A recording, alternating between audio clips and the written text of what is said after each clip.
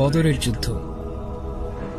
দ্বিতীয় হিজরির 17 রমজান এই যুদ্ধটি বদর প্রান্তরে রাসূল সাল্লাল্লাহু আলাইহি ওয়াসাল্লামের মুমিন বাহিনী ও মক্কার কুরাইশদের মাঝে সংগঠিত হয়েছিল। এটি ইসলামের ইতিহাসের সর্বপ্রথম সশস্ত্র জিহাদ ও সবচেয়ে গুরুত্বপূর্ণ যুদ্ধসমূহের মধ্যে অন্যতম।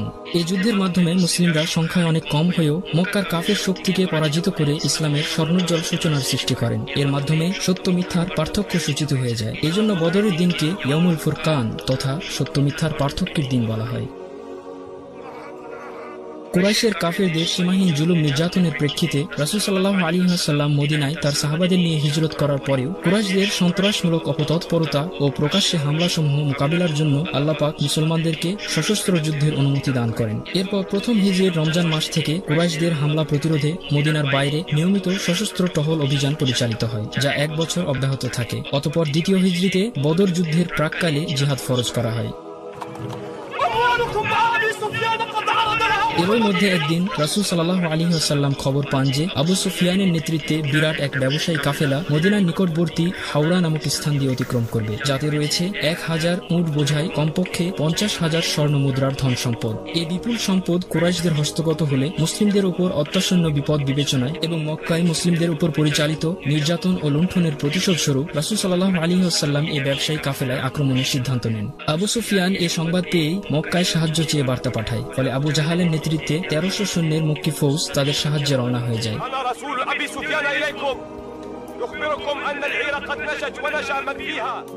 এদিকে আবু সুফিয়ান মক্কি ফৌজকে ফিরে যেতে বলে জানায় যে তিনি মুসলিমদের আক্রমণ এড়িয়ে নিরাপদে সরে যেতে সক্ষম হয়েছেন।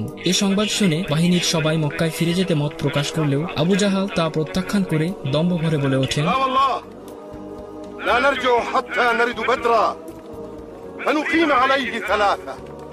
فننحر الجزر ونطعم الطعام ونسقي الخمر وتعزف علينا القيان وتسمع بنا العرب وبمسيرنا وجمعنا فلا يزالون يهابوننا أبدا بعدها. حمدوا. এই সময় সব মিলিয়ে মক্কি বাহিনীতে 1000 ফৌজ অবশিষ্ট ছিল, তার মধ্যে 200 অশ্বারোহী ও 600 লৌহ বর্মধারী। অপরদিকে মুসলিম বাহিনীতে ছিল 313 জন। সীমিত যুদ্ধ সরঞ্জাম সহ মুসলিম বাহিনীতে ছিল মাত্র 2টি ঘোড়া ও 70টি উট।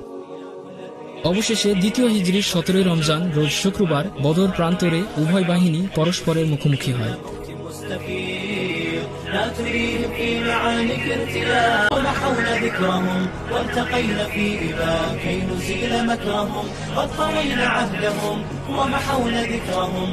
বাহিনীর সুস্পষ্ট বিজয়ের মধ্য দিয়ে যুদ্ধের পরিসমাপ্তি ঘটে। কাফেররা শোচনীয়ভাবে পরাজিত হয়ে পালিয়ে যায়। এ যুদ্ধে আবু জাহাল সহ 70 জন কাফের সেনা নিহত হয় ও আরো 70 জনকে বন্দী করা হয়। ইসলামের ইতিহাসে বদর যুদ্ধ এতটাই গুরুত্ববহ ছিল যে এই যুদ্ধে মুসলিমরা পরাজিত হলে পৃথিবীর বুক থেকে ইসলামের নাম নিশানা মুছে যেত। তাই তো রাসূল সাল্লাল্লাহু আলাইহি ওয়াসাল্লাম মহান আল্লাহর কাছে এ বলে মিনতি করেছিলেন, আল্লাহুম্মা ইন তাহলিক হাযিহিল ইসাবা লা তু'বাদ ফিল আরদি বা'দা আল-ইয়াওমি আবাদা। হে আল্লাহ, যদি এই ক্ষুদ্র দলটি ধ্বংস হয়ে যায় তাহলে আজকের দিনের পরে তোমার ইবাদত করার মতো এই জমিনে কেউ থাকবে না।